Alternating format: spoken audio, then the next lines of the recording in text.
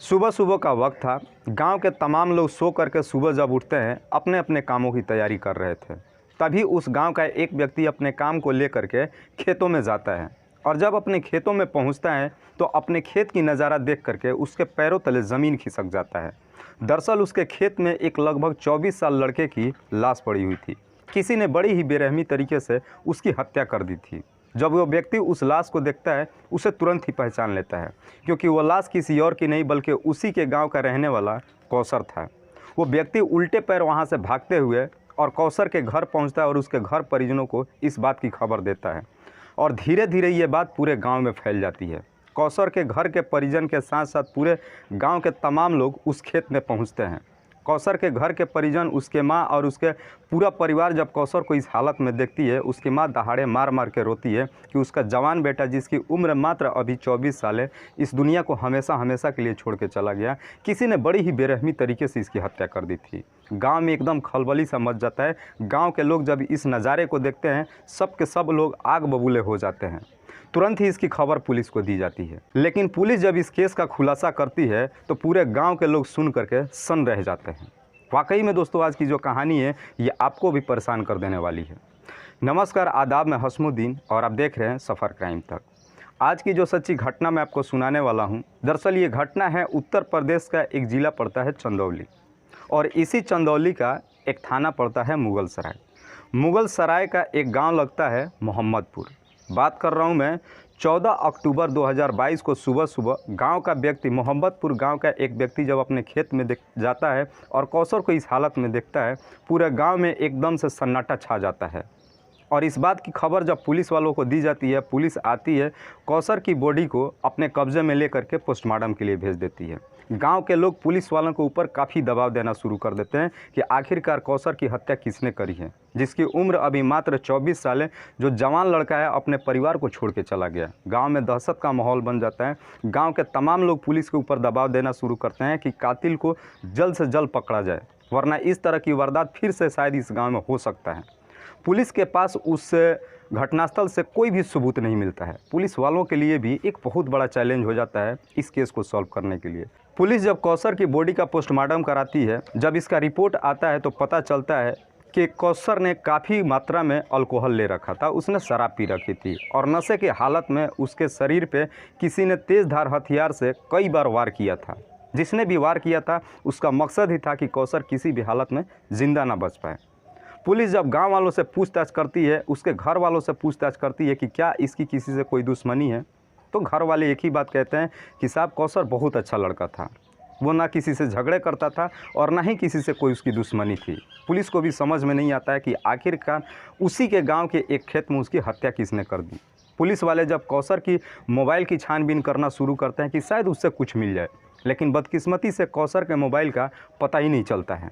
Police को भी समझ में नहीं आता है कि कौसर का मोबाइल कैसे गायब हो गया, क्योंकि मोबाइल छीनने की वजह से कोई कौसर की हत्या नहीं कर सकता है।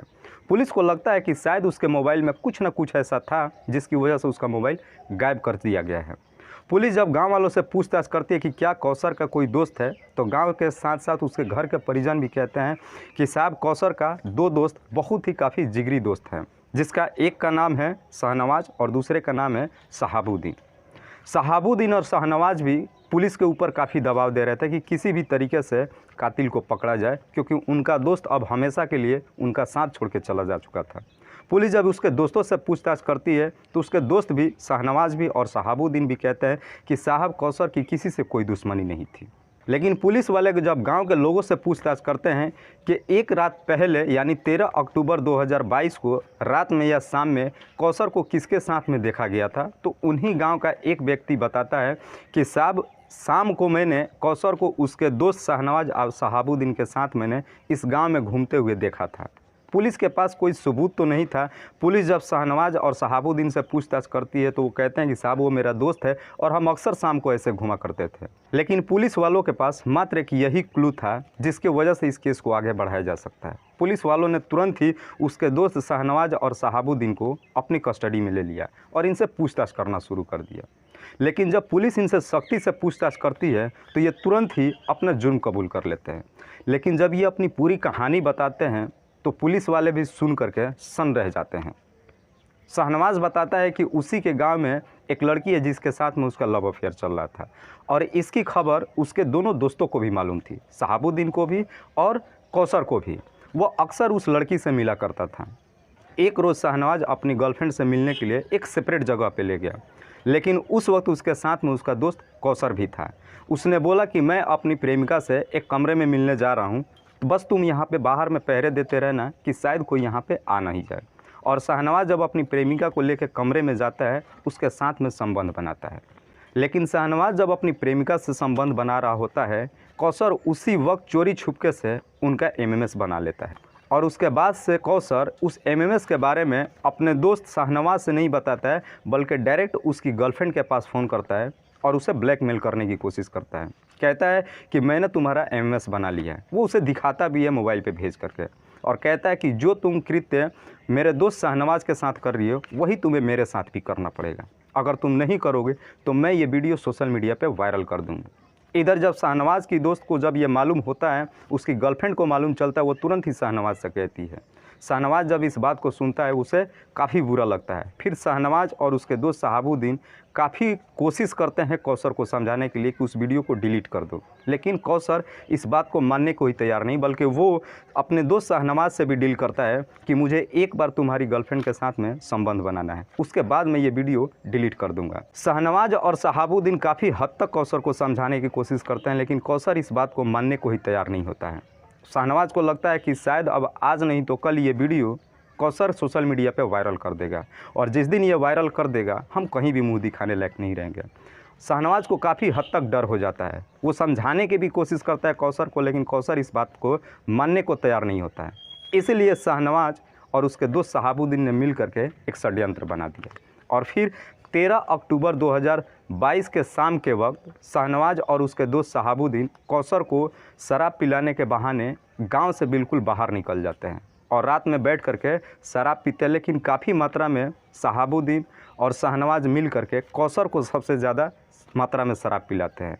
कौसर जब काफ़ी मात्रा में शराब पी लेता है, वो नशे में चूर हो जाता है, और जैसे ही नशे में चूर हो जाता है, शाहनवाज और शहाबुद्दीन मिल करके उसके शरीर पे एक तेज़ धार हथियार से वार करना शुरू करते हैं, और तब तक वार करते हैं जब तक उसकी मौत ना हो जाती है। और उसके बाद से उसका मोबाइल स्विच ऑफ कर देता है और मोबाइल ले जा करके तोड़ के उसे फेंक देता है, ताकि ना उसका वीडियो किसी को मिलेगा और ना ही कभी ये लोगों के सामने पहुंच पाएगा। वाकई में दोस्तों, जब ये पूरी कहानी पुलिस वालों को ये बताते हैं तो पुलिस वाले भी सन्न रह जाते हैं, और इसकी खबर तुरंत ही कौसर के घर और उसके पूरे गाँव वालों को दी जाती है कि कौसर की हत्या उसी के दोस्त शहाबुद्दीन और शाहनवाज ने करी है। गांव के लोग भी जब सुनते हैं तो हैरान वो परेशान हो जाते हैं कि एक दोस्त अपने दोस्त की हत्या कैसे कर सकता है।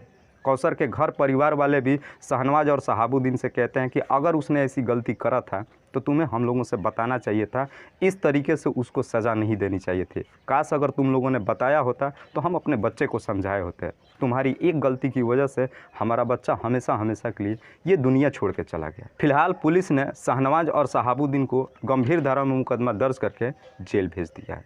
दोस्तों, इस कहानी को सुनाने का उद्देश्य मुझे किसी को परेशान नहीं करना है, किसी को तकलीफ़ नहीं पहुंचाना है, बस आपको बताना है आप जहां भी रहे सुरक्षित रहें और अपनों का ख्याल रखें। तब तक के लिए जय हिंद, जय भारत।